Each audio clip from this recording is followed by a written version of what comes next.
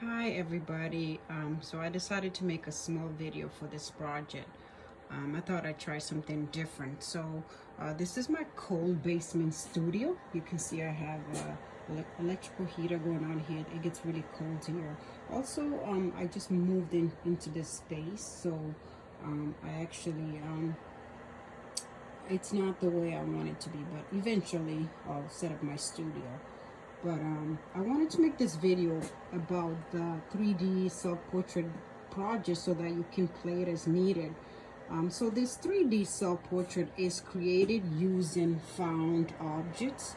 You can see some of the things I have piled up here that I've collected. I even cleaned my toolbox and I found a lot of things that I didn't even know I had. So I just went around the house and looked at different things.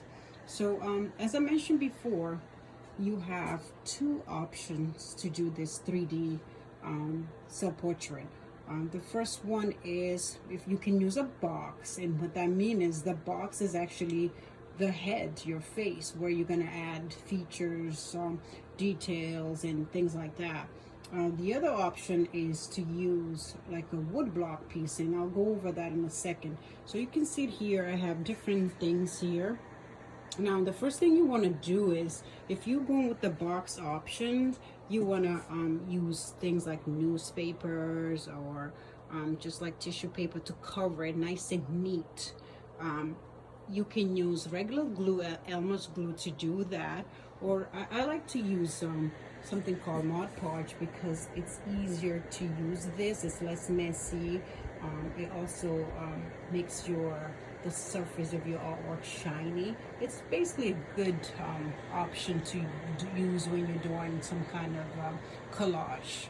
All right, so that's option one. So by the end of the week, you should have your head covered in newspaper or any type of materials that you want. Now, you could use fabric, but if you're going to use fabric, either the Mod Podge or the glue is not going to work for fabric or any other harder materials.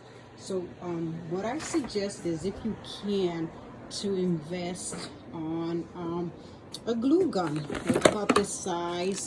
It's reasonable. We actually have a lot of these. That's cool, and you can see the glue stick right there. You want to make sure you get the right size glue stick as well. I'm actually in trouble because I can't find my glue sticks, and I might have to order more from the Amazon. Okay, so well, since we're right here, I wanted to show you option number two. So I had this big piece of wood. Well, not so big, just probably about